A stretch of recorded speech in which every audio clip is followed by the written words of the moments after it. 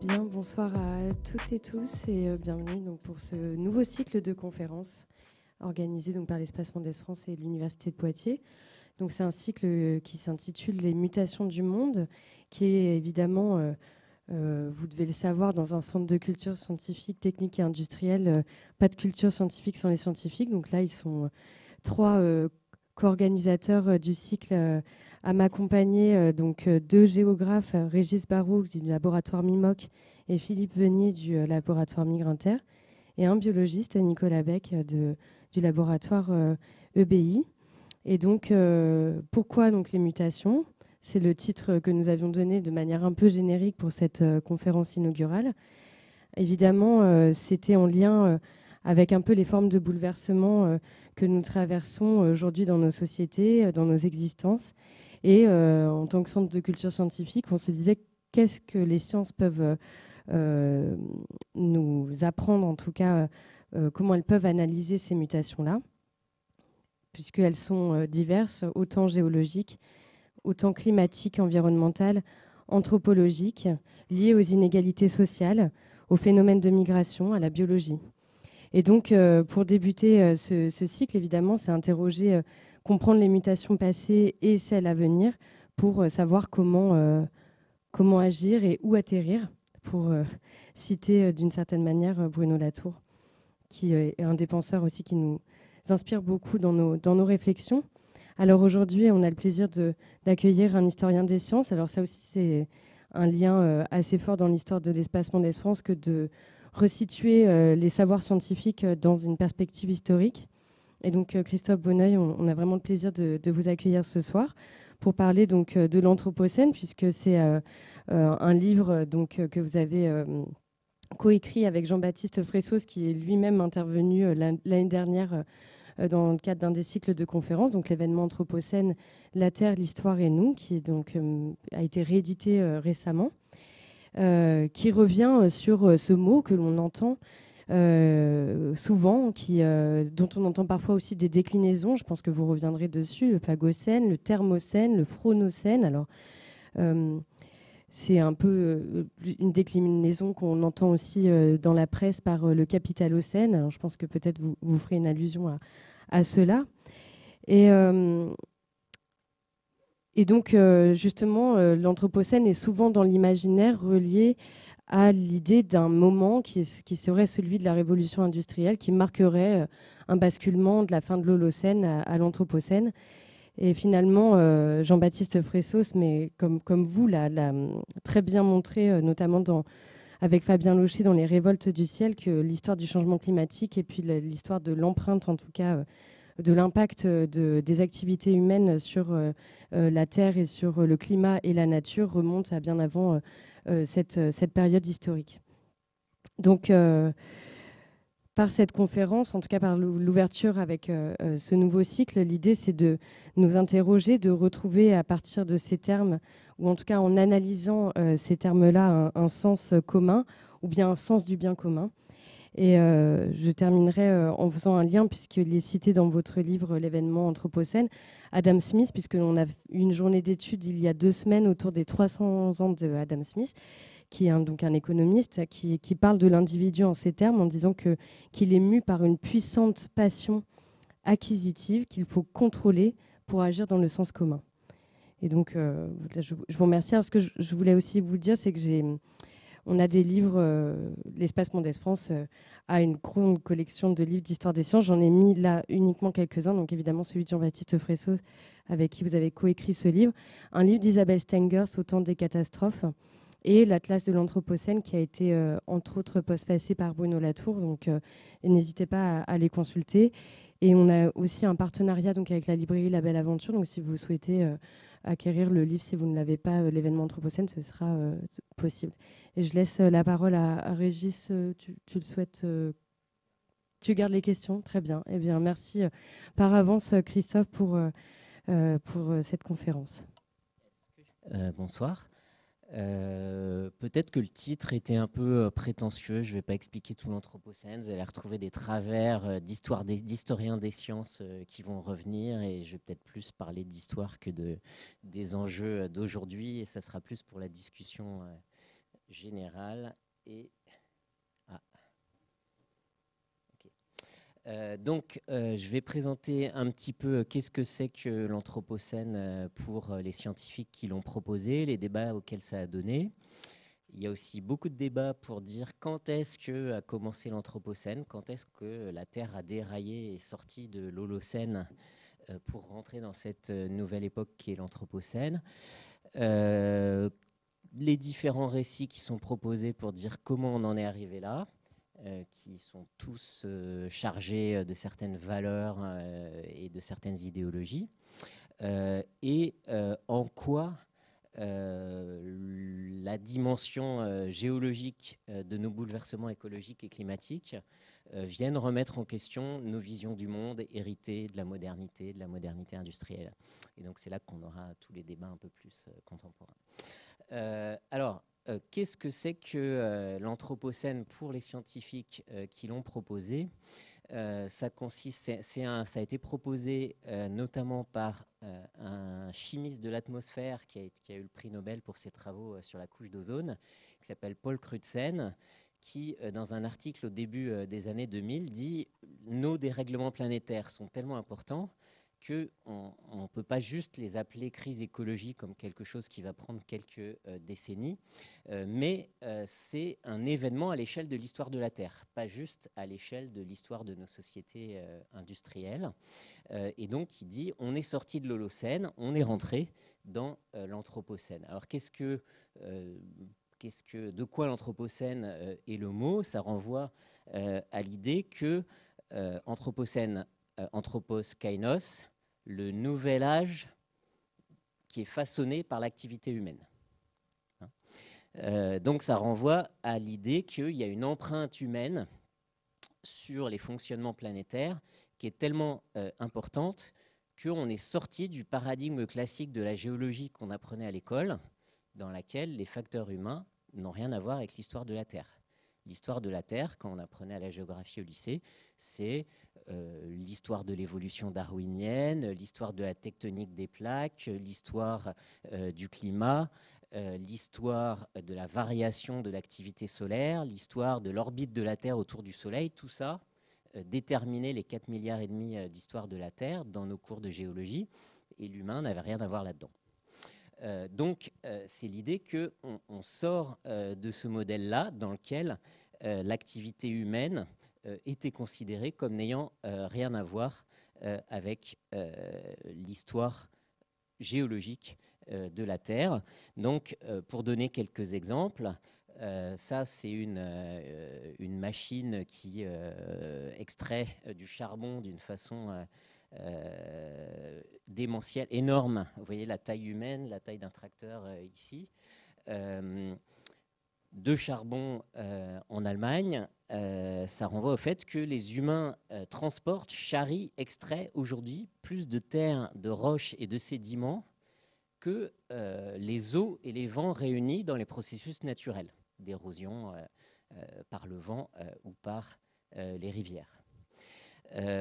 Cette image-là renvoie au fait que 90% de la photosynthèse qui se fait sur les continents se fait dans des espaces plus ou moins pilotés et gérés par les activités humaines. On a pris le contrôle de la production photosynthétique de la planète, on s'approprie une part importante de la biomasse qui est produite.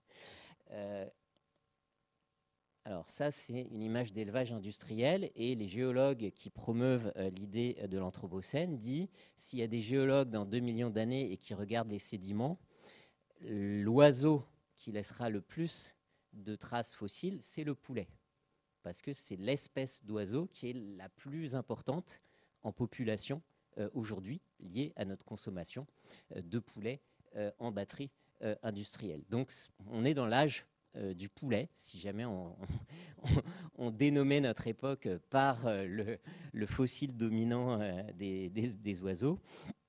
Et d'une façon générale, le poids, la biomasse, le poids des humains représente à peu près un tiers de la biomasse de l'ensemble des vertébrés terrestres. Et si on ajoute nos animaux domestiques et d'élevage plus ou moins industrielle, on arrive à 97%. C'est-à-dire qu'on laisse sur Terre seulement 3% d'espace, enfin de la masse, aux 20 000 autres espèces de terrestres, hein, d'oiseaux, de reptiles, de mammifères, et j'en oublie une catégorie de vertébrés. Bon, voilà. Bref. Donc, on laisse une part dérisoire aux terrestres sauvages par rapport à tout ce qui est domestiqué. On a domestiqué la planète d'une façon, c'est ça que veut dire l'Anthropocène. Et même les dimensions volcaniques, les séismes qu'on pensait comme des phénomènes purement naturels, depuis qu'on extrait des gaz de schiste aux États-Unis, les séismes ont été multipliés par 20, des petits séismes. Bon, ça c'est à l'échelle locale, mais il y a une publication au milieu des années 2010 qui disait que le volcanisme à une échelle plus globale, les fonctionnements volcaniques, sont influencés par l'activité humaine parce que la fonte des glaces sur les pôles modifie les jeux de masse qui s'exercent sur l'ensemble de notre globe terrestre et probablement joue un rôle d'altération du type de volcanisme qui aurait lieu si on n'était pas là ou si on était si on avait une empreinte sur la planète plus légère. Donc voilà un petit peu les traits principaux. Voilà, ça c'est les fonctionnements tectoniques. Du coup, les scientifiques qui font partie d'une communauté un peu interdisciplinaire qui s'appelle les sciences du système Terre, qui s'est constituée à partir des années 1980 dans un programme international lié aux Nations Unies et à l'Union internationale des communautés savantes, et qui s'appelle l'International Geological and Biological Programme, l'IGBP, ont mis en avant l'idée que la Terre a un fonctionnement systémique, et c'est dans cette communauté-là, qui réunit des écologues globaux, quelques géologues et paléontologues, des théoriciens du système Terre, des climatologues, des chimistes de l'atmosphère, se sont mis d'accord dans ce groupe-là, cette institution-là, pour dire on est sorti de l'Holocène, on est passé dans l'Anthropocène. Vous voyez, l'Holocène, en termes de température moyenne du globe, c'est un moment exceptionnellement stable dans les derniers milliers ou dizaines de milliers d'années, dont on est en train de sortir en termes de température moyenne, en termes de niveau des océans. Et comme par hasard, c'est dans cette période-là que les civilisations humaines, les sociétés humaines, les langages, la diversité des cultures humaines se sont développés. Et en allant dans cette zone-là, on va dans une zone d'incertitude, d'inconnu sur l'habitabilité de la planète, des régions entières qui sont trop chaudes à certaines périodes de l'année, qui deviendront physiologiquement inhabitables. Il y a eu beaucoup de publications dans les 2 dernières années sur ces questions-là. 50 cm de montée des océans, c'est 1,5 milliard de personnes qu'il faut évacuer des zones des deltas du Nil, dans l'Asie du Sud. C'est des dizaines de villes très importantes de millions et dizaines de millions d'habitants qu'il va falloir retirer plus loin. Tout ça, c'est un coût humain, un coût économique lié à une habitabilité de la planète qui est profondément modifiée. Et les scientifiques du système Terre ont fait une espèce de tableau de bord de différents paramètres. Certains ont continué ce travail dans la notion des planetary boundaries, des frontières planétaires que je ne vais pas développer aujourd'hui. On voit que toutes ces courbes, le CO2, le méthane, la biodiversité, les ressources marines, les forêts tropicales, l'acidification des océans, montent à une sorte d'exponentielle à partir de la Deuxième Guerre mondiale. Bon, ça, c'est les prévisions climat. Si on regarde dans le rapport du GIEC de 2013, ils ne s'arrêtaient pas à 2100, ils allaient à 2300 Dans le scénario business as usual dont on n'est pas loin aujourd'hui, on est plutôt à plus 6 degrés en 2300, avec une fonte massive des pôles de l'Antarctique qui va faire monter la mer de plusieurs dizaines de mètres. Alors on se dit, bon, c'est dans 200 ans, on a le temps, mais en fait, ça change profondément l'état de la planète. On en verra des conséquences humaines et géopolitiques un peu plus loin. Alors, ce concept, il est né d'Anthropocène, il est dans une communauté particulière des sciences du système Terre, qui est multidisciplinaire, mais qui n'a pas encore gagné la bataille de la validation scientifique officielle par l'Union internationale des sciences géologiques, qui tient à jour, dans sa commission internationale de stratigraphie, le calendrier officiel de la Terre. Vous vous souvenez, avant on parlait d'air primaire, secondaire, quaternaire, maintenant ça a été un peu modifié, mais il y a un calendrier qui est discuté, qui est mis à jour par des votes dans cette commission. La Société internationale se réunit tous les 4 ans, c'est un processus très long, et l'Anthropocène a été proposé. On a créé un groupe de travail sur l'Anthropocène en 2009. Mais vous voyez que ce groupe de travail, il est là. Au-dessus de lui, il a voté, il a validé l'idée de l'Anthropocène. On va y revenir. Au-dessus de lui, il a une sous-commission sur le quaternaire. Ensuite, la commission internationale et l'Union, qui est une vieille société savante, puisqu'elle hérite des congrès géologiques du 19e siècle, fondé le premier congrès géologique international étant en 1875. Donc du coup, on est dans un processus de controverse, de débat. Est-ce qu'on le valide vraiment? Quand est-ce qu'il a commencé? À quels endroits on trouve des traces stratigraphiques qui peuvent faire preuve, etc. etc. Par exemple, le dernier vote de la commission a validé l'idée de l'Anthropocène et a proposé de le faire démarrer après la Seconde Guerre mondiale. On reviendra sur ces questions. Mais ça va peut-être encore prendre des années pour qu'il y ait un oui ou un non de la Commission internationale de stratigraphie. Les géologues, ils travaillent sur une Terre qui a un âge très long. Ils n'ont aucune raison de se précipiter pour valider une nouvelle époque géologique qui n'aurait que quelques décennies ou quelques siècles. Ils travaillent lentement, ils demandent des preuves dures liées à leur culture épistémique, leur façon de faire preuve. On va y revenir. Et par exemple, l'Holocène, l'idée de faire démarrer un nouvel étage géologique après la fin de la dernière période glaciaire, a été proposée au milieu du 19e siècle. Et elle n'a été validée que 40 à 50 ans plus tard dans les congrès géologiques internationaux. Donc, qu'on ait une époque qui mette plusieurs décennies avant d'être validée n'est pas du tout surprenant. Ça ne veut pas dire que le concept est mauvais. Ça veut juste dire que les géologues ont une certaine façon de travailler et quelque part, il faut les laisser faire. Du coup, puisqu'il n'est pas officiellement validé, ce concept fait l'objet d'interprétations différentes dans différentes communautés scientifiques. J'en détaillerai principalement 3. Les géographes se le sont appropriés. Pour eux, c'est plutôt une question d'usage des sols. Certains d'entre eux ont tendance à dire finalement c'est le néolithique qui serait le plus important dans les transformations de l'usage des sols, etc. Donc ça, c'est l'Anthropocène vu par un certain groupe à l'intérieur de la communauté des géographes. Si on regarde maintenant les stratigraphistes proprement dit qui sont dans les commissions de stratigraphie internationale, ils ont une façon de couper le temps de la Terre avec des critères. Il faut qu'il y ait des ruptures dans les couches géologiques, soit des ruptures physiques, des roches différentes, des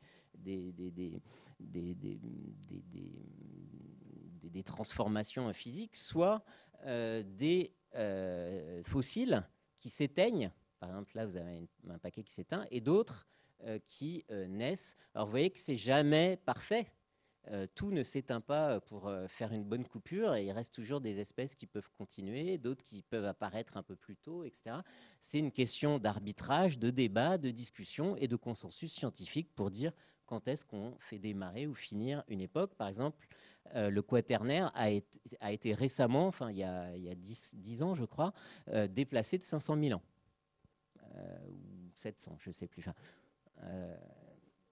je ne me souviens plus, pardon. Je ne sais pas s'il y a un spécialiste dans la salle, mais en tout cas, ça arrive qu'on déplace ces frontières temporelles. Ça fait partie du travail des géologues. Ça ne veut pas dire que la géologie est une fausse science, ou je ne sais pas quoi.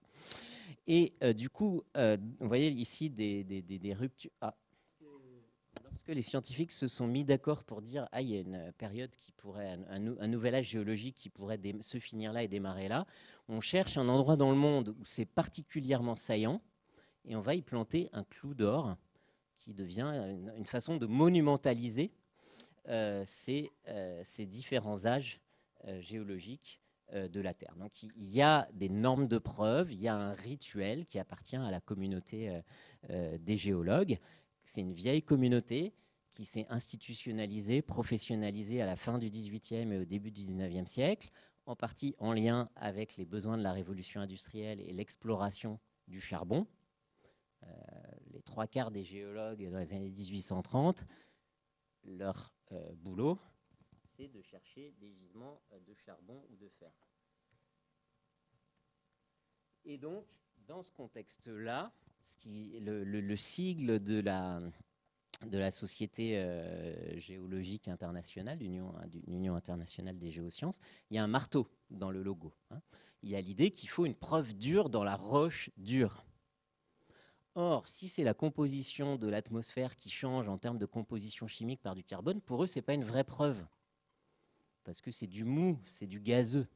Eux, ils veulent du solide parce que la communauté s'est constituée au XIXe siècle quand on cherchait le charbon. Vous voyez que les normes de preuve des communautés, elles viennent aussi, c'est là où mon bagage d'histoire des sciences revient, des moments de leur constitution, de leur institutionnalisation, des normes de preuve qui s'inventent à différents moments. La troisième communauté scientifique qui parle beaucoup de l'Anthropocène, c'est ce que je vous disais, la communauté des sciences du système Terre, Earth Science System, Earth System Science, qui, eux, disent, nous, ce que pensent les paléontologues, on s'en fiche. L'Anthropocène n'est pas une question de savoir détecter une influence sur la stratigraphie, mais correspond à un changement d'état du système Terre. Vous voyez, autre communauté, les sciences des systèmes complexes, qui s'est développée dans les années 1970. Considérer la Terre comme un système complexe avec ses différents compartiments, l'eau, l'hydrosphère, la glace, la cryosphère, l'atmosphère, la lithosphère qui est le sous-sol, etc.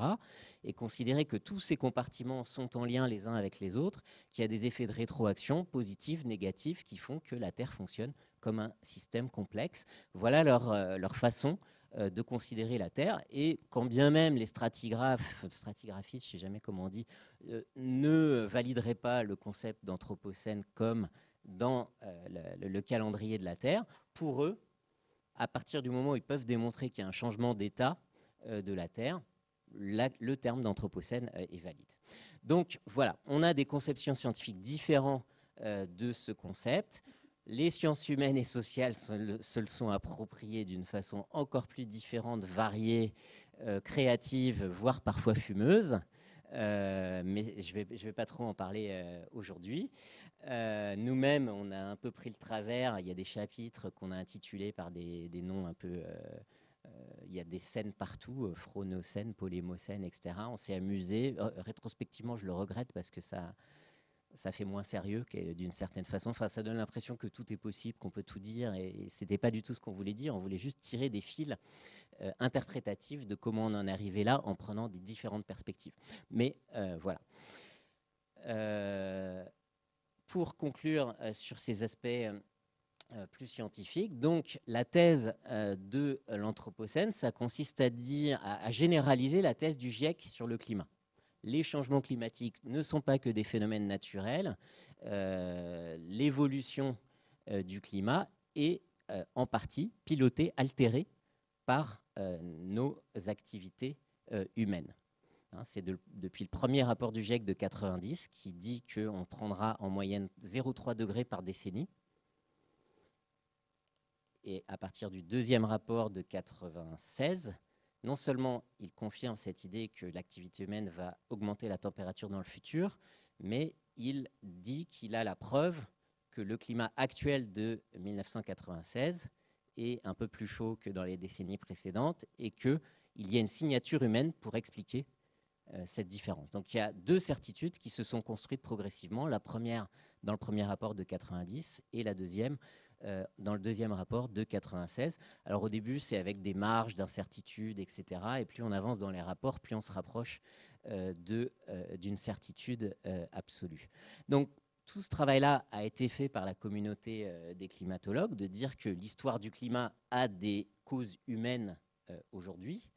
Et l'Anthropocène généralise cette thèse à l'ensemble de l'histoire de la Terre. Ça consiste à dire l'évolution géologique de la Terre ne peut plus s'expliquer uniquement par des paramètres extra-humains. Si on veut comprendre le devenir géologique de la Terre, il faut qu'on comprenne le facteur humain.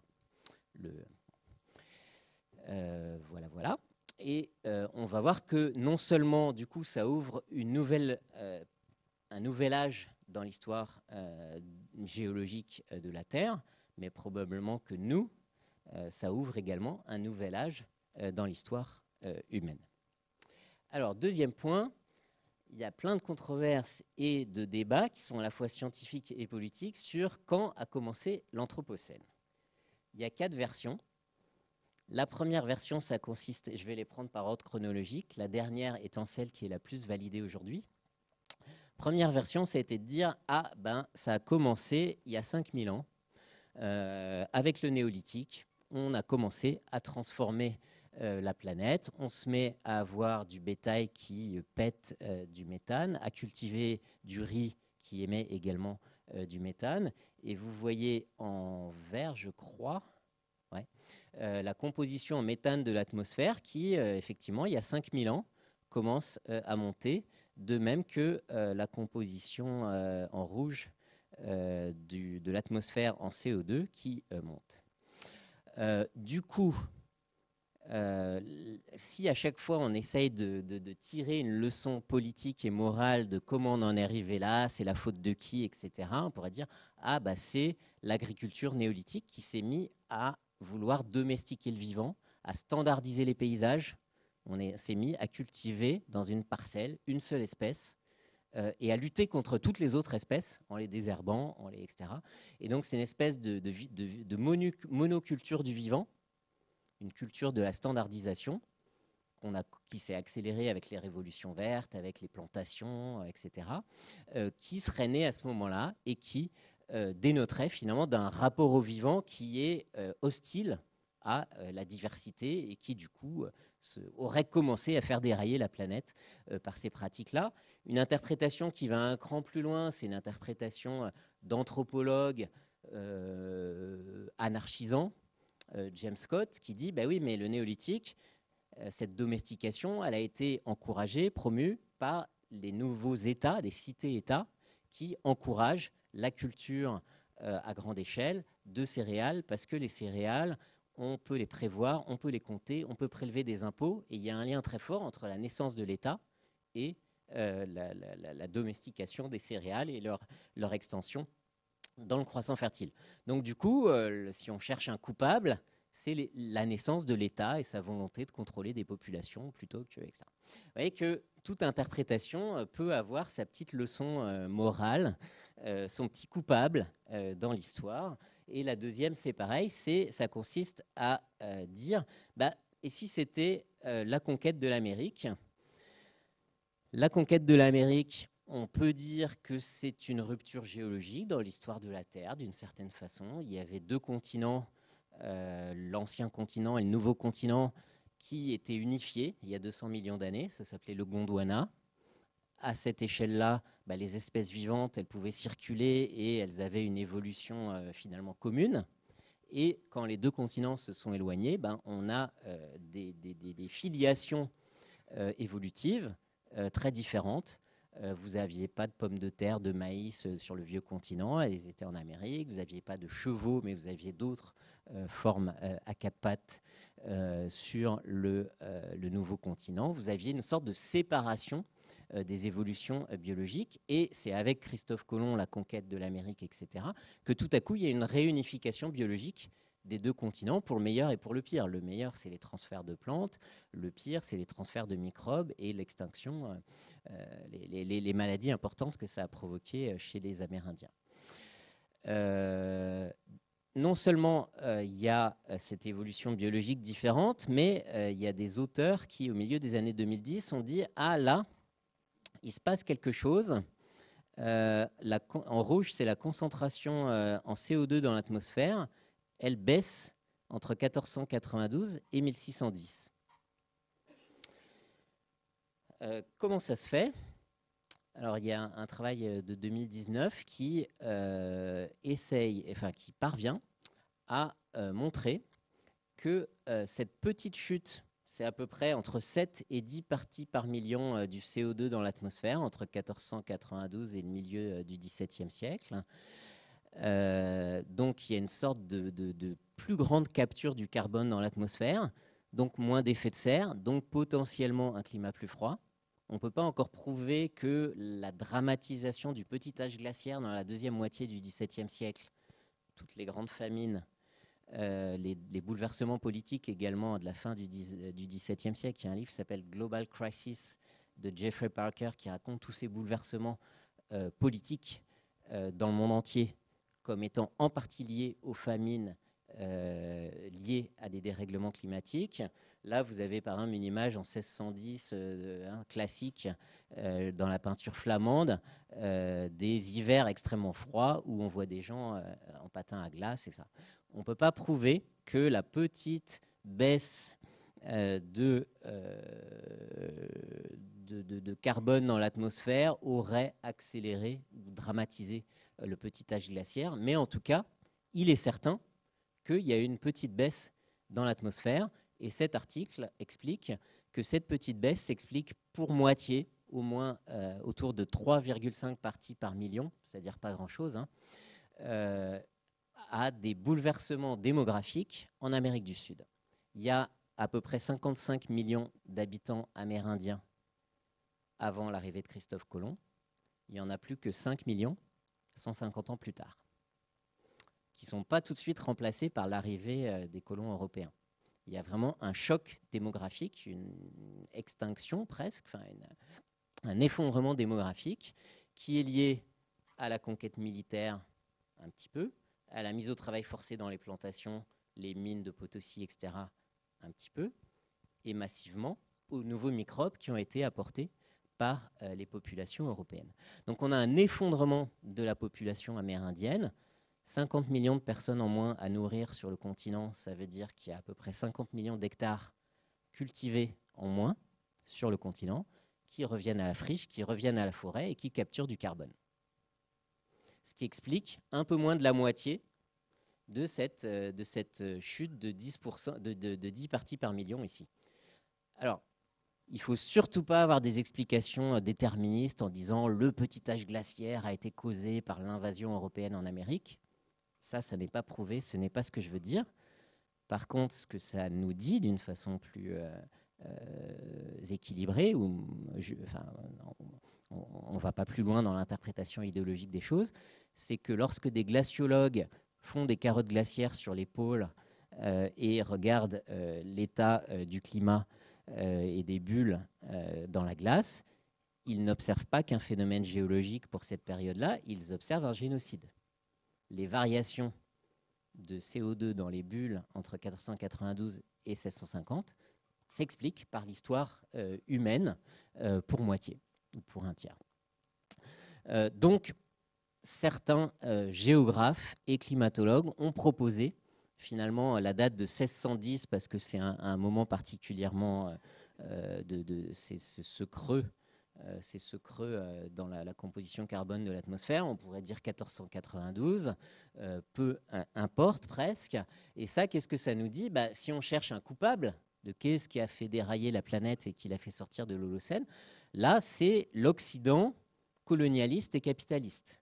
Ce XVIe siècle, c'est la naissance du capitalisme, c'est l'expansion européenne à travers la domination du monde entier. Le pape partage le monde entre les Portugais, la couronne portugaise et la couronne espagnole. Donc on pourrait dire, si l'Anthropocène avait commencé à cette époque-là, on pourrait dire on pourrait l'appeler Capitalocène. Ce que proposent certains auteurs historiens ou théoriciens éco-marxistes. Et d'ailleurs, ce n'est pas complètement absurde. C'est un des points qu'on défend dans un des chapitres du livre. C'est que depuis la fin du XVIIIe siècle, la population humaine a été multipliée par 10 et l'accumulation du capital, en comptant à la fois les moyens de production et la propriété privée, les maisons, le bâti, etc., a été multipliée par 134. Donc on ne peut pas dire juste c'est le nombre de gens qui est le facteur principal, mais il y a une dynamique d'un système économique et social et culturel qui s'est emballé plus vite que la croissance démographique et qui donc peut-être, si on cherche des causes dans des dynamiques complexes, ce n'est pas du tout inintéressant et absurde d'essayer de comprendre la dynamique d'accumulation capitaliste et ses effets dans différents paramètres des fonctionnements du système Terre. La troisième date qui a été proposée, c'était la proposition de Paul Crutzen au début des années 2000. C'est la révolution industrielle, c'est l'âge du charbon, c'est le début du moment où le cycle du carbone est profondément déréglé parce qu'on prend du carbone solide dans le sous-sol, on le brûle et il se retrouve dans l'atmosphère et il provoque l'effet de serre qu'on connaît. Et effectivement, si on regarde à peu près quand, là vous avez la fourchette en vert de la teneur en carbone de l'atmosphère pendant les 10 000 années de l'Holocène, c'est quelque part entre 265 et 285 parties par million. Ça ne sort pas de cette fourchette-là pendant 10 000 ans. Et à partir de 1810, on sort de cette fourchette. Il commence à y avoir beaucoup de machines à vapeur, beaucoup de changements d'usage des sols qui font que, voilà. Donc, dans cette logique-là, ça ne serait pas du tout inintéressant de dire on va faire démarrer l'Anthropocène avec l'usage massif des énergies fossiles et le dérèglement climatique dont on commence à voir des conséquences ces derniers temps. Et du coup, si alors évidemment que je vous ai dit, pour des stratigraphes, les changements dans l'atmosphère, ça compte pas tout à fait, puis c'est un processus un peu continu, donc 1810, 1820, 1830, à quel moment on va vraiment mettre la date, donc c'est ce qui fait que cette proposition a été abandonnée par rapport à la proposition générale initiale de Paul Crutzen. Mais si on prenait cette date-là, il y aurait deux leçons politiques possibles. Une leçon un peu optimiste, réformiste, si on veut, qui consiste à dire c'est la faute au charbon. Si on change d'énergie et qu'on a des énergies décarbonées, on va remettre la planète sur ses rails. Ce qui n'est pas tout à fait juste parce que les problèmes planétaires, ce n'est pas que le climat, c'est la biodiversité, c'est les autres frontières planétaires, c'est les cycles de l'azote, c'est les cycles du phosphate, etc. Du phosphore, pardon. Donc ça, c'est une interprétation optimiste. Il suffit de décarboner les choses avec un peu de technologie, un peu de capture du carbone, un peu de géo-ingénierie éventuellement, un peu de marché du carbone, et puis on va s'en sortir. Et l'interprétation plus radicale, c'est de dire que ce n'est pas que l'usage des énergies fossiles, c'est toute la logique de l'industrialisme, qui est un changement de civilisation par rapport à l'âge antérieur. C'est des mentalités, c'est des formes de domestication du travail, c'est comment on appelle ça? Bon, tant pis.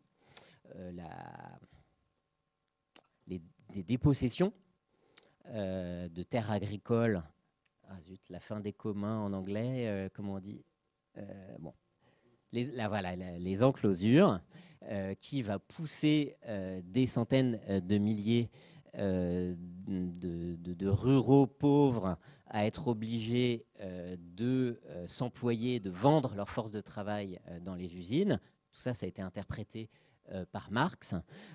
Et donc, ce qu'on pourrait remettre en question, c'est cette mise au travail des humains et des non-humains par ces logiques industrielles. Et donc ça donne lieu à plein de développements éco-marxistes très intéressants. Bon, je ne vais pas développer ça. Et la dernière date qui est en train de faire consensus chez les géologues, c'est plutôt de dire c'est après 1945 que ça devient sérieux, et en plus, parce qu'il y a cette grande accélération à l'exponentielle, comme ils disent, et en plus, on a des signaux clairs que des géologues, dans des dizaines de milliers d'années, s'il en existe encore, pourront voir, par exemple, les essais nucléaires. Il y a eu des centaines d'essais nucléaires entre juillet 1945 en plein air et le début des années 60. Et puis, il y a eu un moratoire au début des années 60 qui a été suivi par presque tout le monde sauf la France, qui a continué encore quelques décennies, mais ce moratoire a suffi à faire baisser le taux de certains radioisotopes qui n'existaient pas à l'état naturel, qui on voit de façon très forte ici avec un pic au début des années 60 et qui sont retombés. Alors ça, les stratigraphistes, ils adorent, on a un beau pic, c'est bien net, on dit allez hop, ça c'est une preuve stratigraphique, on va faire démarrer l'Anthropocène ici. Donc il y a toute une série de bonnes raisons scientifiques dans certaines communautés. Il y a également une nouvelle roche qui a été identifiée, le plastiglomérat sur des plages à Hawaï, donc encore des preuves minéralogiques de quelque chose de nouveau qui n'existait pas et qui renvoie à la prolifération des matériaux plastiques à l'âge du pétrole après la Deuxième Guerre mondiale. On pourrait dire pareil avec les nouvelles molécules de synthèse, les pesticides, les nanomatériaux aujourd'hui, etc. Il y a des centaines de milliers de molécules qui sont dispersées dans l'environnement planétaire et qui n'existaient pas avant la Deuxième Guerre mondiale. Si on regarde d'un point de vue, c'est quoi les leçons, on pourrait dire finalement c'est la faute au productivisme, à la société de consommation, à la guerre froide, qui est un moment très particulier dans l'histoire de l'humanité. Il y a deux grandes puissances planétaires qui se livrent une course à la croissance, à l'armement, au contrôle et à la satisfaction de leur population. Il faut voir que l'URSS, ils ont un taux de croissance de 5% par an dans les années 50 et 60, eux aussi. Ça fait peur à l'Occident. Et une partie de la dynamique qui nous a emmenés vers la société de consommation, elle est liée à cet affrontement entre deux blocs. Une partie des concessions qu'ont fait les propriétaires, les élites économiques, les patrons en Occident dans les années 50 et 60, l'État-providence qu'on connaît, il est lié au fait qu'il y avait un système en face, il fallait montrer qu'on était meilleur, etc. Et donc, on ne peut pas comprendre cette grande accélération de l'Anthropocène si on ne prend pas en compte la guerre froide. Ça permet de dire que les méchants, ce n'est pas que les capitalistes, que l'URSS aussi a bousillé son environnement, pas de la même façon que nous. Ils ont plutôt... Disons que le bloc de l'Ouest a eu la capacité à drainer toutes les ressources du monde entier, de l'Afrique, de l'Asie, etc., par des échanges inégaux de matières premières qui n'étaient pas chères. C'est ce qu'on appelle l'échange inégal et l'échange écologique inégal. Je ne peux pas développer ça. Tandis que, et ce qui a permis, par exemple, aux États-Unis de doper les économies d'Europe de l'Est, de l'Ouest, en les approvisionnant en pétrole du Moyen-Orient. C'est un jeu géopolitique, on contrôle le Moyen-Orient qui s'est décolonisé, qu'on a pris aux Anglais, les États-Unis sont là, et vont exploiter le pétrole, mettre des pipelines, des ports pétroliers, etc., et dominer politiquement la région dans cette période-là, pour approvisionner l'Europe en pétrole pas cher, parce que les États-Unis, bien qu'étant producteurs de plus de la moitié du pétrole mondial en 1950, n'ont pas assez de pétrole, parce qu'ils consomment aussi plus de la moitié du pétrole mondial dans leur économie, n'ont pas assez de pétrole pour alimenter l'Europe. Donc ils ont besoin du pétrole moyen-oriental, et 10% des aides du plan Marshall à l'Europe de l'Ouest servent à acheter du pétrole, à subventionner l'achat de pétrole. Et donc toute une partie de notre économie de haute croissance à 5% par an, elle est liée à un afflux d'énergie pas chère. un économiste qui s'appelle Gaël Giraud, dans un travail d'il y a quelques années, a montré que les 30 glorieuses, nos fortes croissances, s'expliquent aux 2/3 par l'effet mécanique de l'afflux d'énergie fossile dans nos économies. C'est pas qu'on a été super intelligent, qu'on a augmenté la productivité, qu'on avait des institutions et des scientifiques très brillants. Ça, c'est vrai pour 1/3 de l'explication. Ou c'est pas, mais pour les 2/3, c'est juste qu'on a eu la capacité de drainer des énergies fossiles pas chères du reste du monde. Donc, on ne peut pas expliquer ça, cette naissance du productivisme et du consumérisme, si on ne se situe pas dans le contexte géopolitique de la guerre froide, qui est aussi un changement culturel, où avec la bombe atomique, avec le pouvoir des physiciens, un pouvoir culturel, les physiciens sont les conseillers des princes, enfin des présidents à l'époque, parce que qui détient la bombe a des chances de gagner la guerre froide. Là, vous avez cette image. Et donc, on est dans une situation de désinhibition. On a le droit, pour gagner la guerre froide, de manipuler la planète.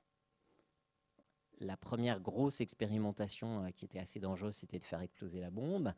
Mais par exemple, Edward Teller dit au Parlement américain à la fin des années 50, si les Russes sont capables de manipuler le climat, de changer notre climat chez nous aux États-Unis, on va perdre la guerre. Donc il faut que nous, on soit aussi capables de transformer le climat des autres.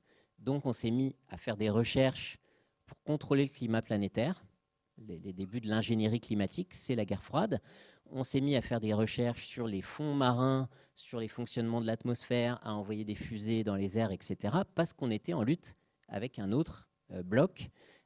Et finalement, toute une partie de nos connaissances des fonctionnements planétaires, les premiers ouragans, cyclones, on les a observés par hasard par des appareils photo des missions spatiales. Toute une partie de notre connaissance de l'environnement planétaire a été forgée dans une course à la puissance de la guerre froide. Ce sont des sous-produits des sciences militaires. Et donc, c'est un moment de désinhibition. On considère la Terre entière comme un laboratoire, comme une expérience qu'on a le droit de transformer parce que la Terre entière est le théâtre de la guerre froide. Par exemple, je suis en train de broder sur mes connaissances historiennes, il ne faudrait pas que je développe trop. Bon, là, ça m'amuse beaucoup. C'est le concours de Miss, comment ça s'appelle ? Miss Bikini. Le bikini, c'est le maillot de bain à 2 pièces, mais le bikini, c'est aussi des îles dans le Pacifique où les États-Unis faisaient leurs essais nucléaires. C'est-à-dire que dans notre culture ordinaire de notre société de consommation, quand on emploie le mot bikini, on a une culture qui valorise les essais nucléaires en disant ça. On trouve ça sexy, on trouve ça bien. Et donc, il y avait à Las Vegas des élections de Miss Bikini. Et vous voyez, elle a ce super nuage d'explosion nucléaire. C'est super sympa, c'est fun et ça. Donc, vous avez une culture de la puissance de domination de la Terre et une culture de l'esthétisation d'un corps féminin qu'on domine également. Voilà. La culture de la guerre froide, c'est ça. C'est des formes de domination qui agissent à la fois sur la Terre comme un système et sur le corps féminin dans la culture consumériste de l'époque. Alors, comment on en est arrivé là et quelles sont les explications sur la dynamique historienne de ces dérèglements ? Il y a un récit officiel qui est fait par les scientifiques du système Terre qui ont mis en avant l'Anthropocène. Si je le caricature à peine, il dit « Nous, l'espèce humaine, depuis 2 siècles, inconsciemment, on a altéré le système Terre jusqu'à le faire changer de trajectoire géologique. Depuis la fin du XXe siècle, il y a les scientifiques qui ont enfin produit des données qui nous permettent de nous apercevoir qu'on est en train de dérégler la Terre et qui ont pour mission de guider une humanité égarée sur la mauvaise pente. » Je caricature à peine, une dizaine d'articles qui ont été publiés dans les années 2000 et 2010 dans les grandes revues scientifiques. Ce qui est assez frappant dans ces articles, c'est toujours les scientifiques qui prennent conscience. Il n'y a jamais la mention qu'il y aurait des associations, un mouvement de la transition, des luttes anti-extractivistes en Amérique latine, des autonomes à Notre-Dame-des-Landes. La société civile n'existe pas. C'est les scientifiques qui nous ont fait prendre conscience qu'on était en train de dérégler la planète. En faisant ça, et je ne vais pas trop développer, ils se mettent en position où ils étaient les seuls à savoir, et donc ils vont nous guider. Ils prennent un pouvoir sur nous en faisant ça. Leurs alertes et leurs données sont très importantes, mais on n'est pas obligé non plus de les poser en guide suprême de l'humanité pour autant. D'autant plus que la science moderne, elle est issue de la guerre froide, elle est issue de la révolution scientifique. Elle est autant le problème que la solution, dans le terme de type de rapport à la nature qu'elle implique. Je ne vais pas développer ce point, et je vais plutôt développer les deux autres. C'est qui ce nous-là? Nous, on prend conscience qu'on a déréglé la planète. C'est qui cet anthropos indifférencié? Et puis cette thèse qu'avant, on a commencé à dérégler la Terre, mais on s'en est aperçu qu'il n'y a pas très longtemps. Donc, on est quand même plus fort que les générations d'avant. Donc, on est déjà sur la bonne voie. Donc, on est déjà vers la transition et c'est déjà pas mal. On s'auto-satisfait avec ce récit d'un passé qui aurait bousillé la planète sans faire exprès. Donc, ce nous indifférencié, ça ne correspond pas du tout à la réalité des différences intra-humaines sur qui pollue la planète, qui a un impact sur la planète. Un Américain moyen émet 40 fois plus de carbone qu'un Éthiopien moyen, etc., etc. Il y a des asymétries. Et donc, c'est un peu absurde de dire que c'est l'homme, en général, qui est la cause du problème et d'appeler notre époque anthropocène, d'où les débats sur capitalocène, etc. Finalement, si on cherche à donner le nom de l'origine du dérèglement à une époque, ce qui est d'ailleurs assez hétérodoxe dans la façon dont on nomme les âges géologiques, c'est rarement une cause, la cause qu'on met en avant pour le nom. C'est plutôt le type de vie et de forme de vie qui émerge dans cette époque qui sert à donner le nom. Si on tenait vraiment à mettre le facteur causal dans le nouveau nom de cette nouvelle époque, ça ne serait peut-être pas l'anthropos qu'il faudrait dire. Il faudrait être plus précis sur quels groupes sociaux, quelle classe sociale, quelle élite économique, quelle élite coloniale a enclenché ces dérèglements planétaires. Et donc le deuxième point auquel je vais régler son compte, c'est avant on ne savait pas, maintenant on sait. Ça c'est une pub de société pétrolière qui dit chaque jour on a assez d'énergie pour faire fondre des millions de tonnes de glaciers. Évidemment ils ne pensaient pas au changement climatique quand ils écrivaient ça, mais c'est assez ironique. Et à l'époque, on connaissait beaucoup de choses déjà sur le réchauffement climatique. Alors, prenons cet argument. Avant, on ne savait pas, maintenant on sait, donc ça va aller mieux. Finalement, c'est un problème d'apprentissage collectif. On est tous dans le même bateau. Il suffit que le meilleur de la science parle aux politiques, de parler à l'oreille des princes. Il suffit que les politiques écoutent la science, et puis tout va bien se passer. Voilà. Ça nous donne une certaine image des rapports entre science-société, linéaire descendante. Il y a un consensus scientifique et puis les politiques vont bien finir par écouter puisqu'on est des sociétés raisonnables et donc ça va bien se passer. Imaginons qu'on est en 2060, qu'on a des énormes dérèglements planétaires qui ont fait des changements géologiques et qu'il y a des gens qui regardent un peu dans nos archives, des photos, etc. et qui voient cette photo récente. Il se dit, tiens, c'est bizarre, il y avait déjà des gros dérèglements, des feux de forêt, puis il y avait des gens qui jouaient au golf et c'était des élites de nos sociétés. Est-ce qu'ils se diront, ah bah, ils n'avaient pas encore bien compris, ils n'avaient pas assez de savoir, ils n'étaient pas assez conscients. Vous voyez le problème d'attribuer à la génération d'avant le fait qu'ils savaient moins. C'est le problème de l'anachronisme en histoire. En fait, il ne faut jamais étudier les sociétés du passé en creux, en disant, ah, elles ne savaient pas encore que. Il faut les étudier en plein. C'est quoi leur savoir, c'est quoi leur débat, qu'est-ce qu'elles font, qu'est-ce qu'elles disent et comment elles pensent leur rapport à l'environnement.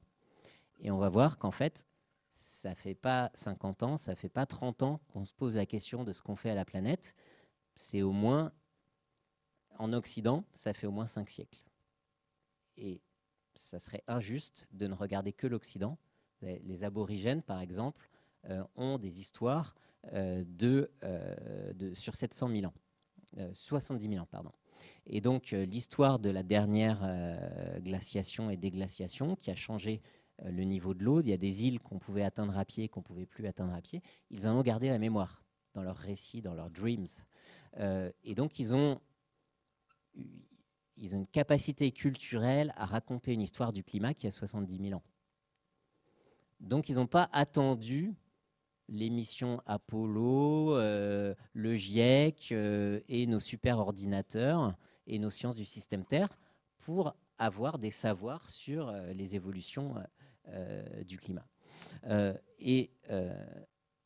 Alors, je vais vous dire d'une part qu'on en savait assez, à peu près il y a 50 ans, Stockholm 72, sur l'ensemble des dérèglements planétaires.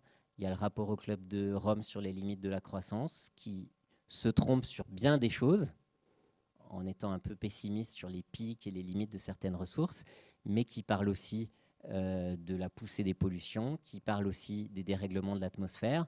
Vous avez 2 recommandations sur 109 à Stockholm, à la conférence de Stockholm, la première conférence sur l'environnement, elle s'appelle la conférence des Nations Unies sur l'environnement humain, qui porte sur les dérèglements de l'atmosphère et les possibles bouleversements du climat. Vous avez des énormes débats sur la déforestation, la perte de diversité biologique, on ne disait pas encore biodiversité, sur les pesticides, le DDT qui est interdit dans certains pays à certains moments, etc. La notion d'environnement global, elle est déjà très fortement affirmée à ce moment-là. Et d'une certaine façon, on a appris beaucoup de choses depuis. On a perfectionné nos connaissances sur plein de fonctionnements planétaires, mais on en savait grosso modo assez pour changer de trajectoire. Et il y avait déjà des gens qui le disaient. Pas que des écolos radicaux, bio, ultra-alternatifs, néo-ruraux, je ne sais pas quoi.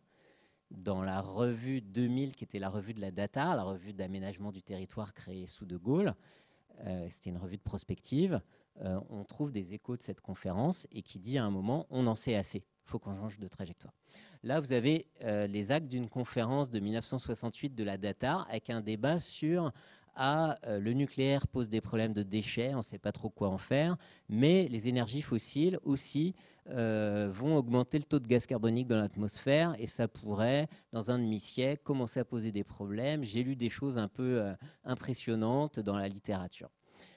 Le PDG d'EDF et le PDG d'Elf participent à cette discussion. Donc, toutes nos élites économiques du secteur énergétique sont parfaitement au courant que dans une échelle un peu lointaine, on pourrait avoir un effet de serre qui pourrait éventuellement dérégler le climat. Et d'ailleurs, c'est un argument pour promouvoir le nucléaire. D'ici 50 ans, on aura installé des centrales. Le choc pétrolier va accélérer les choses après 73. Mais finalement, l'alerte climatique, elle est très présente dans les années 50, 60, 70. Et elle est souvent portée par des spécialistes du nucléaire. Ce qui ne veut pas dire qu'ils sont intéressés, évidemment qu'ils sont intéressés à porter cette alerte et à en discuter, mais ça ne veut pas dire que l'alerte climatique était fausse pour autant. Vous trouvez cette alerte dans une revue de Total en 71, dans un rapport au président américain en 65, dans 2 recommandations. Il y a un film qui est de Frank Capra de 58 qui met en scène la montée des eaux, la Floride et tout le sud américain est inondé. Ça se retrouve dans la presse française dans les années 50, la Terre se réchauffe d'1 degré par serre. Voilà. On n'a pas découvert l'effet de serre il y a 30 ans. L'effet de serre, il est connu depuis le 19e siècle. Simplement, on disait, bon, c'est pour dans longtemps, puis il y a peut-être des facteurs, peut-être que les océans vont capturer plus de carbone parce qu'il y aura plus d'algues s'il y a plus de CO2 dans l'atmosphère, ça encourage la photosynthèse. On se disait, c'est pour dans longtemps, et puis peut-être que la Terre va s'autoréguler. Mais le mécanisme de l'effet de serre, on le connaît depuis presque 180 ans. Je passe tout ça. Et si on remonte avant, l'idée que les activités humaines transforment la Terre, elle est formulée très fortement par Buffon à la fin du XVIIIe siècle. La face entière de la Terre porte aujourd'hui l'empreinte de la puissance de l'homme. C'est exactement la définition de l'Anthropocène. Pourquoi il pense ça? Parce qu'il y a déjà des théories du changement climatique global à l'époque, autour du cycle de l'eau. Ça, c'est un traité du XVIIe siècle où on voit l'eau qui circule des montagnes aux océans, de l'équateur au pôle. Il y a une vision d'un cycle planétaire de l'eau. Et on considère que si on coupe les forêts, on assèche et on réchauffe le climat. parce qu'on change le cycle de l'eau, et donc que l'homme a la capacité de transformer les climats. On peut modifier les influences du climat et en fixer, pour ainsi dire, la température au point qui lui convient. Super, on a le thermostat de la planète à Buffon. Pourquoi à cette époque, c'est important ces théories? Parce que ça permet de discuter de la colonisation de l'Amérique. À Montréal, il fait la même température qu'à Bordeaux. On est à la même latitude qu'à Bordeaux et il fait beaucoup plus froid qu'à Bordeaux.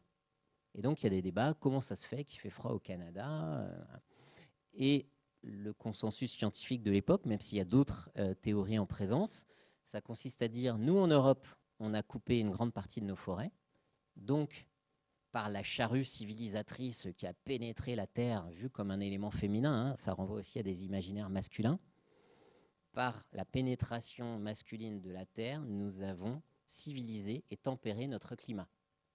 Domination humaine, mais humaine masculine, de la Terre, qui permet d'être dans un climat tempéré, civilisé, qui fait qu'on a une supériorité sur les autres peuples qui ne sont que des chasseurs-cueilleurs, qui vivent dans leurs forêts pour chasser des fourrures et cueillir des plantes. Et du coup, ils sont incapables de transformer leur milieu. Ils ont laissé la forêt. Et du coup, il fait plus froid et plus humide chez eux. Sous-entendu, quand nous, on va coloniser l'Amérique, avec notre charrue civilisatrice et pénétrante, nous allons réchauffer le climat de l'Amérique. Or, le climat est extrêmement froid, ce qui fait qu'il y a beaucoup de colons qui ne veulent pas partir parce que le climat n'est pas facile, la vie n'est pas facile. On envoie des esclaves, dans les zones plutôt trop chaudes d'ailleurs, des engagés, on s'engage pour 3 ans pour partir, etc. Au XVIIe siècle, il n'y a pas beaucoup de candidats pour partir à l'émigration, ça va s'accélérer au XIXe siècle, hein, par millions, les bateaux qui partent à la conquête de l'Ouest. Et donc, du coup, on a déjà une théorie du changement climatique global qui passe par la déforestation et par le cycle de l'eau, pas par le cycle du carbone. Et cette théorie climatique globale, on sait qu'on transforme la planète, on pense le savoir, hein, je ne dis pas que... la science a progressé depuis Buffon, hein, je ne dis pas que... et cette théorie du changement climatique global, elle permet de penser la supériorité de l'homme blanc sur les autres peuples à l'échelle planétaire, de vendre les promesses de la colonisation et de légitimer notre domination sur les autres peuples. Donc les connaissances environnementales ne sont pas forcément neutres. Voilà.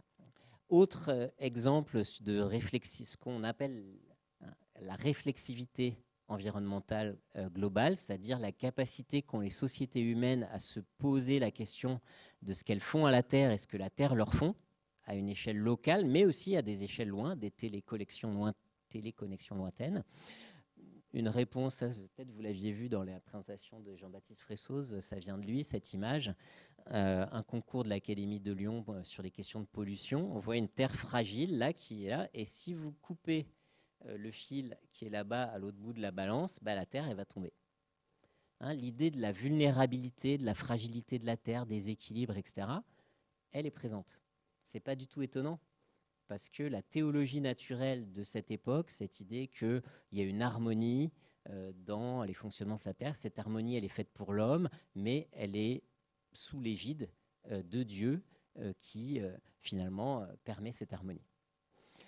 Alors, si on remonte... je passe ça. Si on remonte un peu plus loin, il y a récemment un livre sur les débats sur le déluge au XVIe, XVIIe siècle, qui a exhumé un texte de 1584 d'une des premières femmes qui a le diplôme de pharmacie, qui s'appelle Camilla Herculiani, et qui développe une théorie du déluge dans laquelle les hommes mangent la terre, c'est leur aliment, puisque il y a des débats sur les rapports entre les éléments, l'eau, la terre, le feu, etc. Donc les hommes mangent la terre, ils deviennent de plus en plus nombreux et de plus en plus grands, et du coup le sol descend. Et du coup, inondation et le déluge. Elle explique le déluge par une explication naturelle qui est un peu en conflit avec l'explication théologique officielle. Ça va lui valoir des procès dans l'Inquisition. Mais, ce faisant, elle est parfaitement dans la culture de la Renaissance. La Renaissance en Italie, c'est le moment où on trouve des fossiles de coquillages à 300 mètres d'altitude dans les montagnes italiennes. Et donc on se dit, ah bah tiens, il y avait des coquillages, donc il y avait la mer dans le passé, donc le niveau de la mer a pu monter, donc peut-être que c'est le déluge qu'on voit. Et donc il y avait tout un ensemble de recherches qui étaient à la fois dans l'esprit de la Renaissance, l'observation, l'expérimentation, l'explication naturelle, et en même temps qui pouvaient corroborer l'Ancien Testament. Et donc il y avait un enjeu quelque part à prouver l'existence de Dieu en observant des traces paléontologiques du déluge. Et donc il y a plein de croisements entre la théologie et les sciences naturelles à ce moment-là. Alors évidemment, vous voyez que le déluge, ça renvoie à l'idée que l'homme transforme la terre par son alimentation ou par son péché. Il est puni par Dieu qui transforme la terre. Évidemment, ce n'est pas le rapport du GIEC.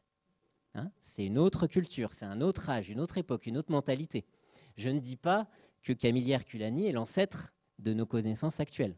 À chaque époque, des contextes différents, des savoirs différents, ce que des historiens appellent les outillages mentaux, sont différents, mais à chaque fois, les sociétés humaines ont la capacité humaine à se poser la question de ce qu'elles font à la Terre et de ce que la Terre leur fait. Comment il y a un devenir croisé, un enchevêtrement du devenir humain et du devenir terrestre. On n'a pas attendu les 30 dernières années pour ça. Ça s'est fait au cours de l'histoire de différentes façons. Voilà un petit peu le travail des historiens de l'environnement de ces 10 dernières années. On peut développer du coup une histoire longue de nos réflexivités planétaires, de nos savoirs et discours sur l'état de la planète et ce qu'on lui fait et comment on coévolue avec elle. Ces réflexivités, elles ont une histoire longue, elles ont évolué avec l'état de la planète elle-même et elles ont évolué avec les formes de domination politique, économique, ce qu'on appelle les géopouvoirs. C'est évidemment parce qu'il y a les circumnavigations et la conquête de l'Amérique et le partage de la Terre en deux par la bulle papale de 1493 ou 14, je ne me souviens plus, que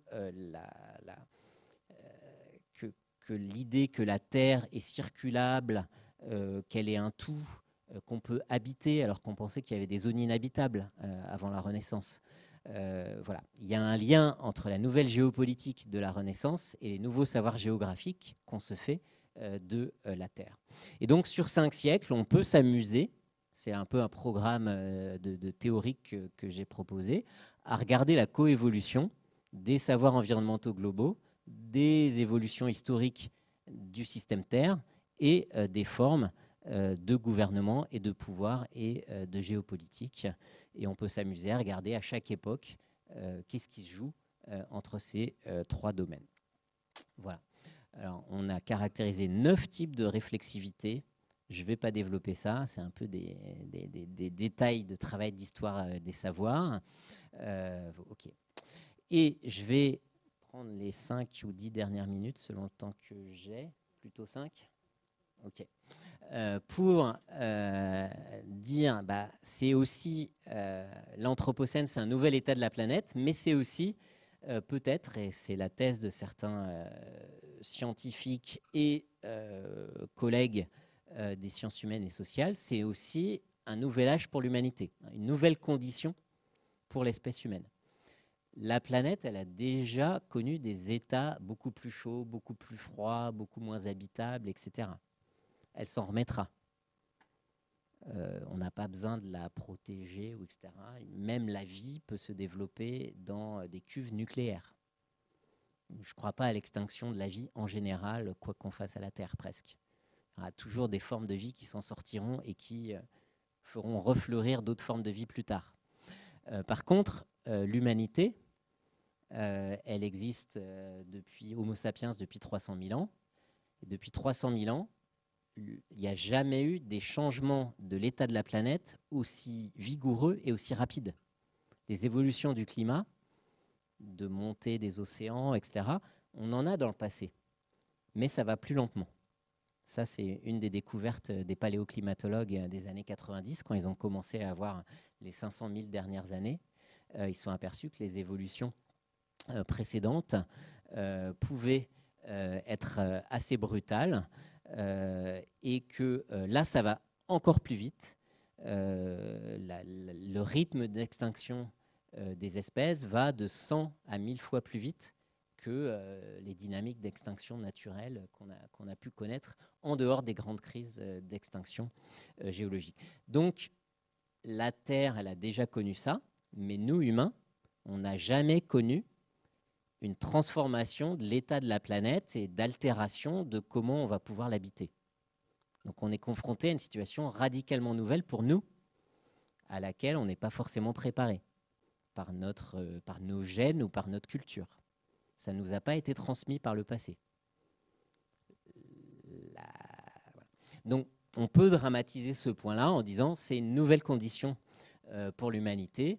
Ça, c'était au Pliocène, quand il y avait à peu près autant de carbone dans l'atmosphère que maintenant. La France et l'Europe ne ressemblaient pas tout à fait à ce qu'elle est aujourd'hui. Et ces phénomènes d'altération du climat vont modifier l'accessibilité en certaines ressources, en eau, vont modifier les migrations humaines et vont avoir des effets géopolitiques. On peut très bien imaginer des combinaisons. Vous savez que l'Inde a construit une frontière, c'est avec le Pakistan, le Bangladesh, les géographes. Des murs, ouais. Pour éviter des futurs migrants climatiques. Il y a les murs entre les États-Unis et le Mexique, mais il y a aussi un grand mur qui est construit entre l'Inde et le Bangladesh. Voilà. On peut imaginer que le Haut Commissariat aux réfugiés prévoit 250 millions de réfugiés climatiques en 2030. Qu'est-ce que ça veut dire? Est-ce qu'on peut vraiment prévoir? Peu importe. Mais en tout cas, on peut imaginer que qu'il puisse y avoir une conjonction entre des nouvelles mobilités humaines liées au bouleversement planétaire et des raidissements identitaires et d'extrême droite dans des pays supposés accueillir ces migrations, et que ça va avoir des effets politiques et géopolitiques extrêmement problématiques. Et ces derniers jours confirment un petit peu le diagnostic potentiel. Du coup, on a devant nous, finalement, on sait que le XXe siècle a été un siècle extrêmement violent. Il y a eu 2 grandes boucheries, 2 grandes guerres, avec des dizaines de millions de morts. Il y a eu un génocide, l'Holocauste. Le XXe siècle a été relativement barbare, d'une certaine façon, à part le moment des 30 Glorieuses où la violence a été externalisée vers des régions plus périphériques de la planète, la Corée, le Vietnam, les guérillas en Amérique centrale, etc. On a eu l'impression, nous, de vivre en paix dans les pays privilégiés. Mais le XXe siècle est quand même un siècle relativement barbare, de guerre industrielle, de génocide, de désinhibition morale dans lesquelles des crimes extrêmement graves et massifs ont été perpétrés. Rien ne dit que le XXIe siècle sera plus civilisé que ces barbaries qu'on a connues au XXe. Donc se posent toutes ces questions, qui posent des questions pour les sciences sociales. Les sciences, c'est la thèse de Harald Welzer, un sociologue, qui dit toutes les sciences sociales depuis 50 ans ont été habitués à étudier des situations un peu pacifiques, où les choses évoluent lentement, etc.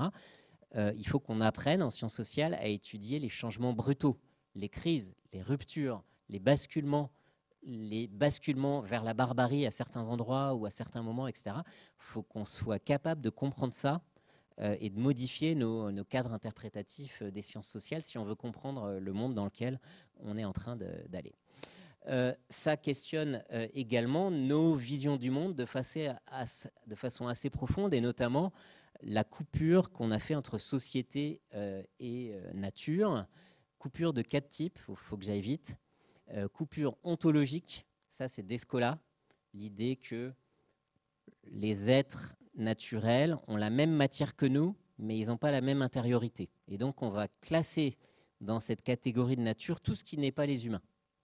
Les pierres, les montagnes, les rivières, les lézards, les tatous et les mangroves. Voilà, tout ça, c'est un seul truc qu'on appelle la nature.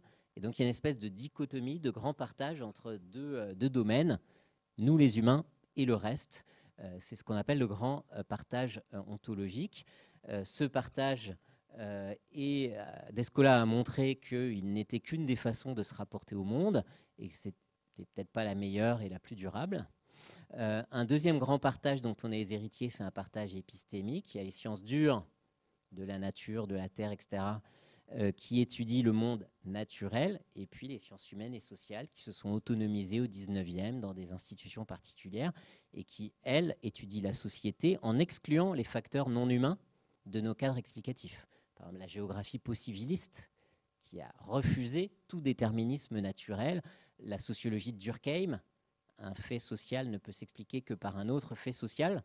Donc les sciences humaines et sociales, dans leur paradigme du XXe siècle, ont refusé d'inclure des dynamiques, des paramètres et des êtres non humains dans notre compréhension du devenir des sociétés. C'était accusé de déterminisme, de naturalisation. Et effectivement, c'était important que les sciences sociales fassent ça. Parce que c'était l'époque où il y a des gens qui mesuraient les crânes pour faire des théories raciales sur la supériorité des Blancs sur les autres peuples. Hein, ou qui disaient, en climat tempéré, on est civilisé, en climat tropical, on est sauvage. Donc une forme de naturalisation climatique. Et donc c'était important que naissent des sciences sociales critiques contre toutes ces naturalisations.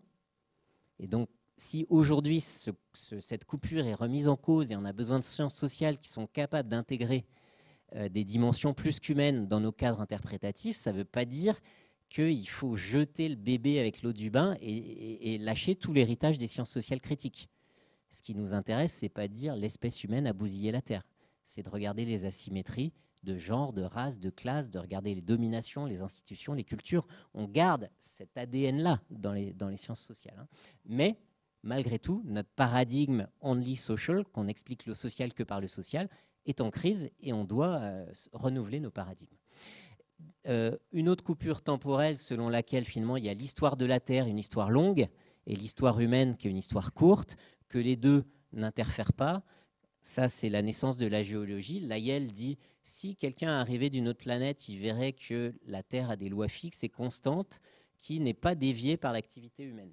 Et de l'autre côté, c'est la naissance des sciences sociales qui disent, on est plus fort que la nature, on s'en arrache, et la culture, finalement, se définit par son arrachement temporel et ontologique à la nature.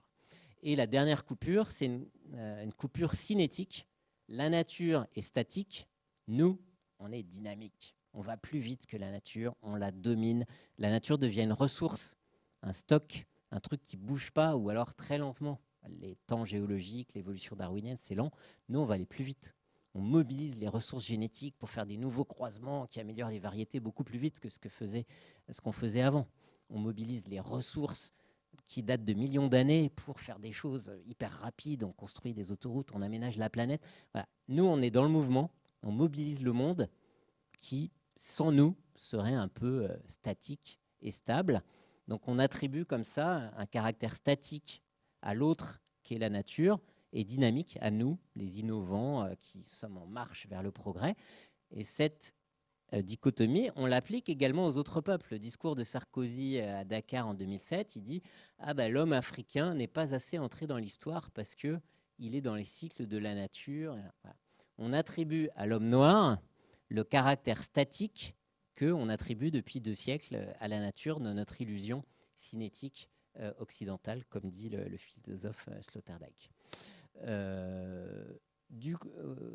Voilà, donc c'est ces 4 grands partages qu'il faut remettre en question et qu'on pourra discuter. C'est notre conception du progrès comme une autonomie des sociétés qui s'arrache à la nature. Qu'est-ce que c'est que la promesse de l'âge industriel? C'est de dire, c'est Saint-Simon, un grand idéologue de l'industrialisation, dans les années 1810-1820, il dit on va aboutir à la paix universelle en mettant les industriels et les scientifiques au pouvoir.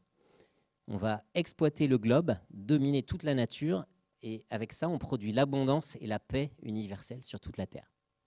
Génial. Et l'autre aspect de cette promesse, c'est l'autonomie des sociétés. Les sociétés vont prendre leur destin en main, elles développent des nouvelles sciences qui fait qu'elles se connaissent elles-mêmes, même la sociologie. C'est une connaissance scientifique du devenir des sociétés, Auguste Comte, etc.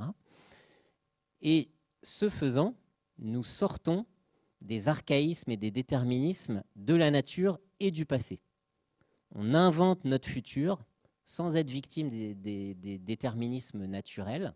On sort des cycles, etc., du côté statique de la nature ou cyclique, Et on sort également du pouvoir des anciens, de nos ancêtres qui avaient une société figée, et on rentre dans un temps, ça renvoie à la notion de régime d'historicité, un temps dans lequel le futur est différent du passé. Hein, voilà. Cette promesse du progrès du 19e siècle, de l'autonomie des sociétés dans laquelle nous faisons notre futur, en nous arrachant de nos ancêtres et de la nature.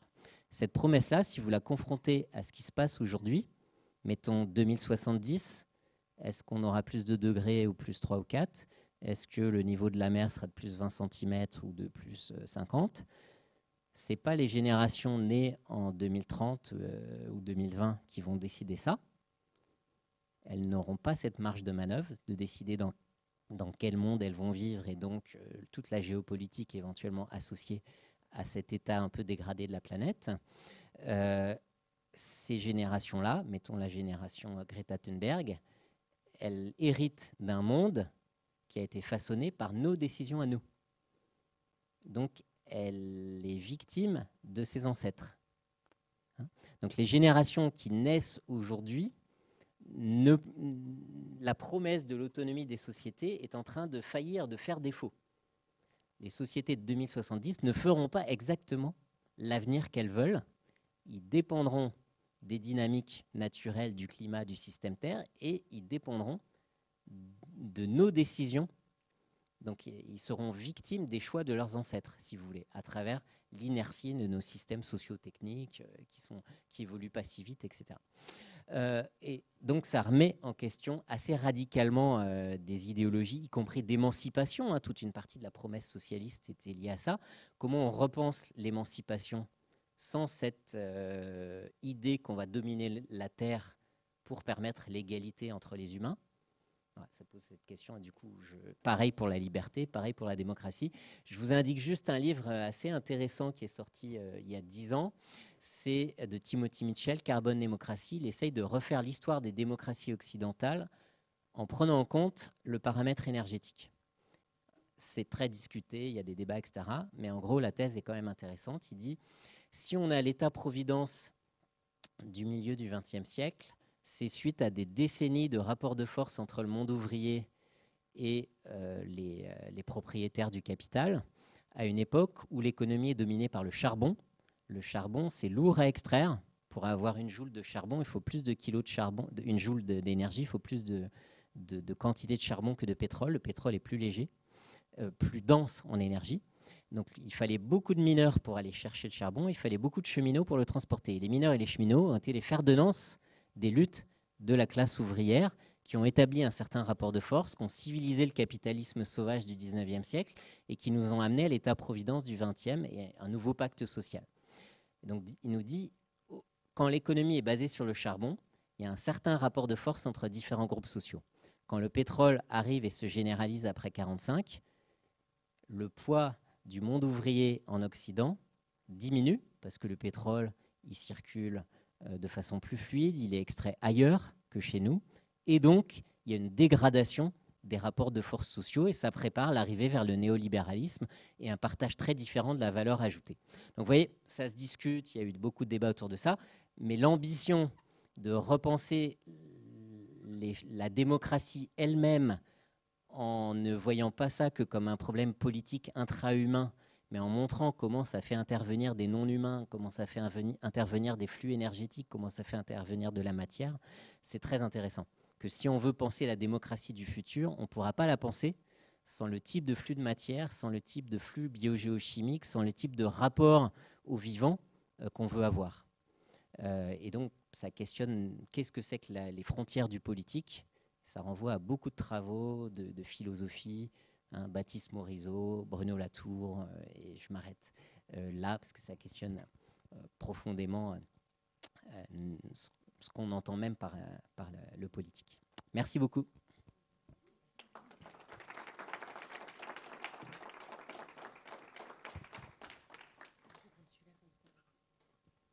Merci beaucoup pour cette traversée et puis particulièrement d'avoir parlé aussi des savoirs aborigènes.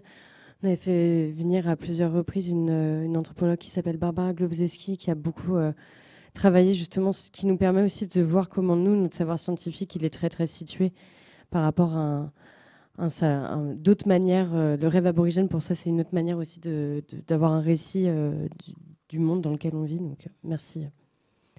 Est-ce que vous avez des questions ou des remarques ou...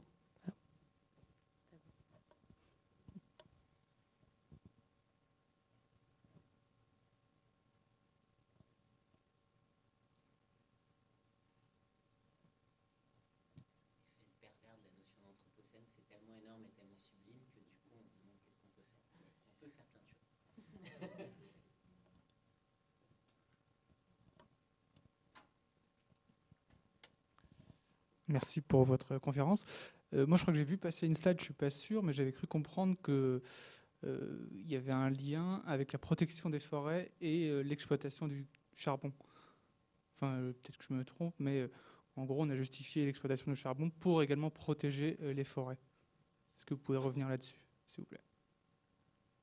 Une citation pour ça que j'ai passée, c'est là. C'est un forestier français à l'époque napoléonienne qui fait le constat que depuis le XVIe siècle, il y a un recul massif des forêts, que ça change le climat, ça change l'érosion, ça change le régime des rivières, notamment dans les montagnes, etc. Et donc, pour sauver les forêts, qui est quand même le problème socio-écologique dominant de la fin du XVIIIe siècle, il faut creuser et utiliser le charbon. Donc le charbon, c'est la technologie verte de l'époque, ce qui pose question par rapport à aujourd'hui. Lorsqu'on ambitionne de décarboner l'économie en numérisant nos sociétés, en extrayant des métaux d'une façon beaucoup plus intensive, on va décupler l'extraction de toute une série de métaux stratégiques, de terres rares, etc., au nom de la décarbonation de l'économie. Est-ce qu'on n'est pas en train de rentrer dans une course en avant, donc dans quelques décennies, on se dira, ah bah tiens, c'est un peu comme quand on a cru sauver les forêts en creusant le charbon, quoi. Voilà. Je n'en sais rien, mais en tout cas, la question mérite d'être posée. Il y a des spécialistes de ça qui parlent de la ruée minière de ces dernières années. Et quand Jean-Baptiste Fressos était venu, c'est justement la conférence qu'il a donnée était sur la question de la transition. Enfin, ça s'appelait même Sans transition. Ouais. Je crois que c'est ça va être son prochain livre. Et justement, il va revenir en détail sur ces questions-là dans les discours scientifiques et politiques, pour comprendre pourquoi on nous parle toujours de transition et dans quoi ça s'inscrit.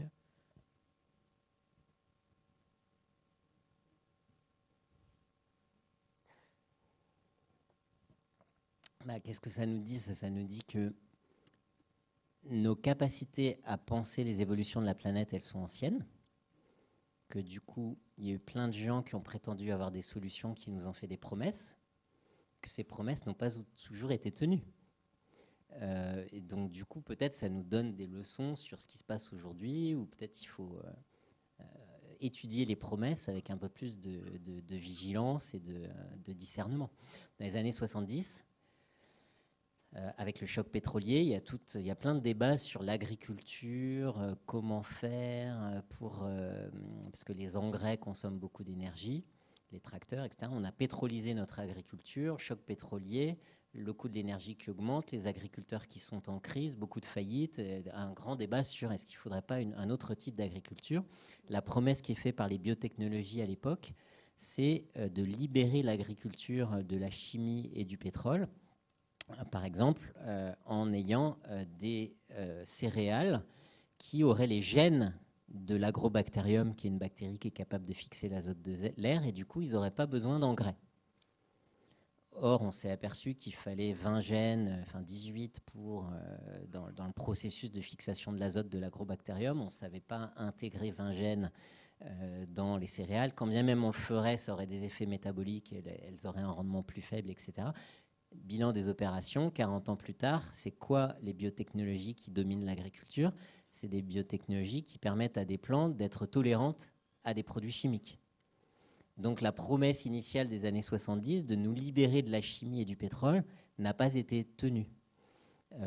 Et des histoires comme ça, on en a plein dans l'histoire des derniers siècles. Et du coup, ça appelle à des nouvelles formes d'évaluation démocratique des choix technologiques. C'est tout un...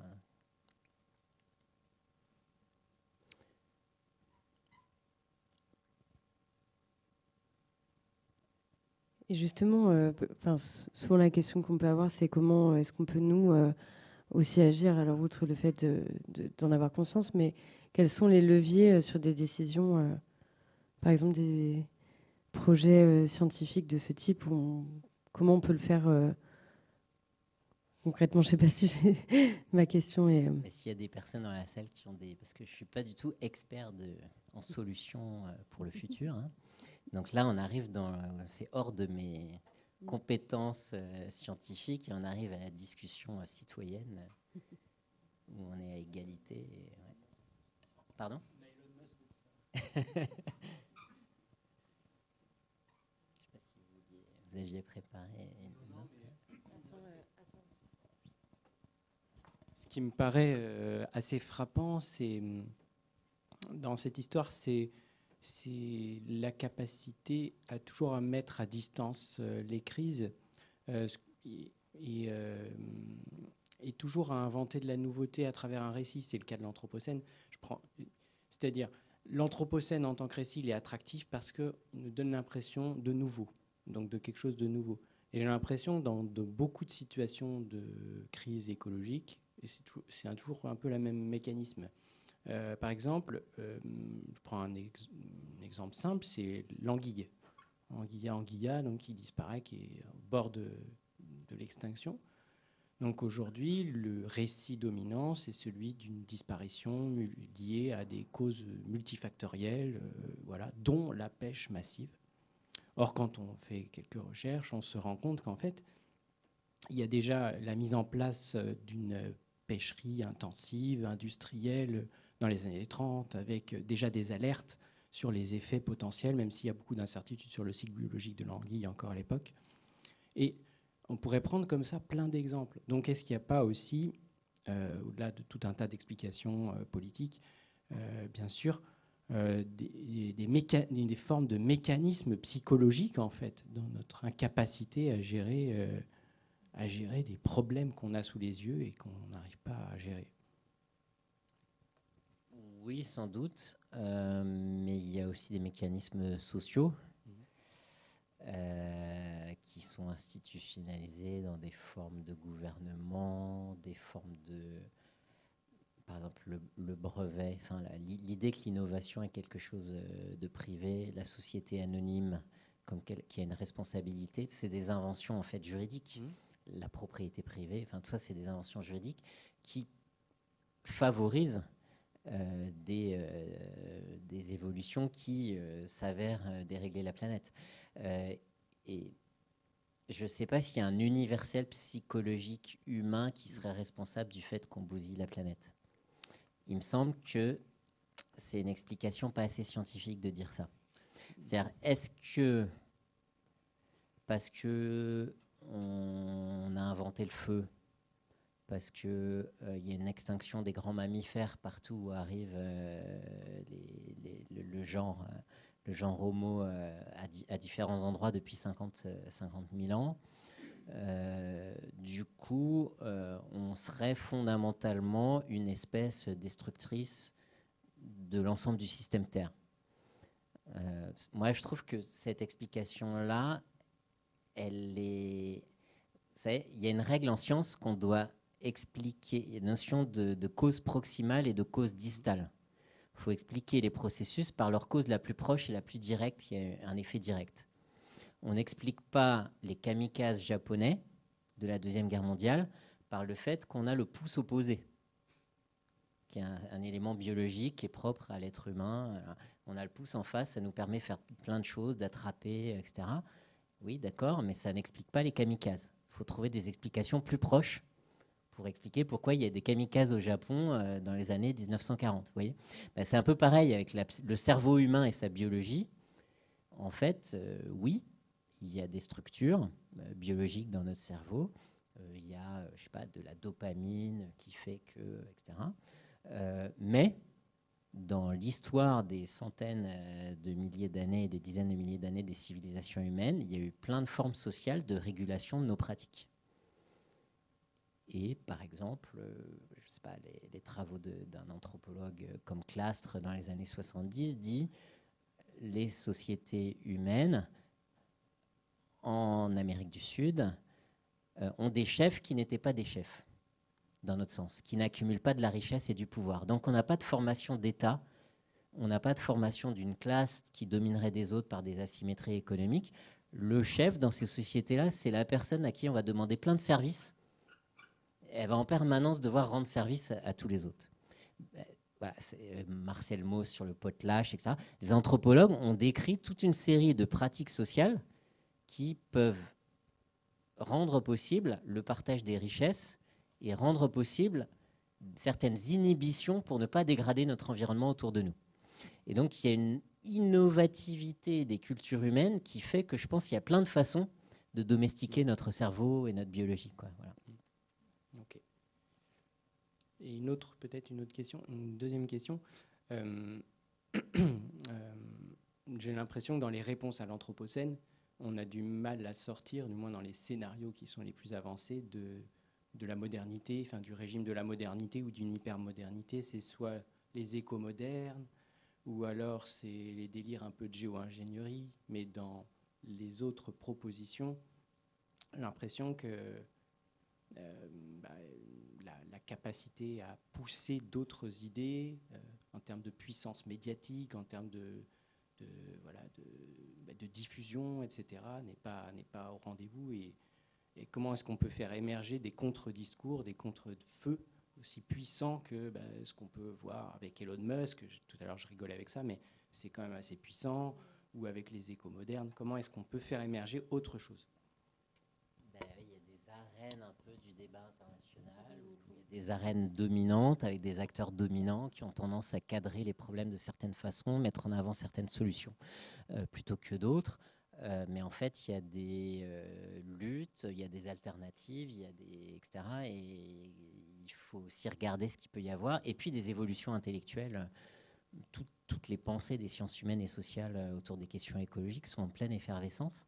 Et j'aurais envie de donner deux exemples qui pourraient nous aider à voir les problèmes planétaires un peu différemment.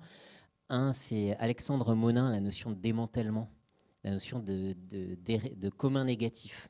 On est héritier d'infrastructures qui participent à la destruction de la planète, qui sont des communs parce qu'on ne peut pas les abandonner. Ce n'est pas forcément des propriétés privées, ça a pu être construit par les États.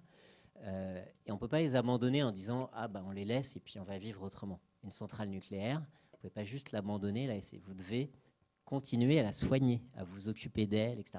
Et donc il y a toute une réflexion chez ce philosophe sur qu'est-ce qu'on fait de nos infrastructures toxiques qui bousillent la planète pour les désactiver, les démanteler et en même temps prendre soin d'elles pour que la catastrophe ne s'aggrave pas.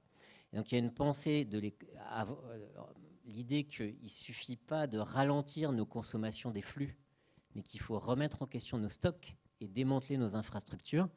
C'est quelque chose de nouveau dans la pensée écologique. Et ça a apparu ces dernières années et c'est super intéressant. Et, voilà. Et un autre concept que je trouve intéressant qui vient plutôt d'une activiste, Naomi Klein, c'est la notion de pas de zone sacrifiée.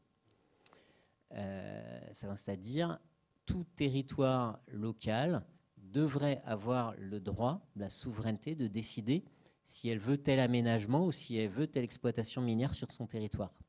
On ne peut pas, au nom d'un intérêt général qui serait dicté de plus loin d'une métropole quelque part à 50 ou 5000 km, décider qu'on va sacrifier un territoire en le bousillant, en contaminant les rivières et la santé des gens, etc.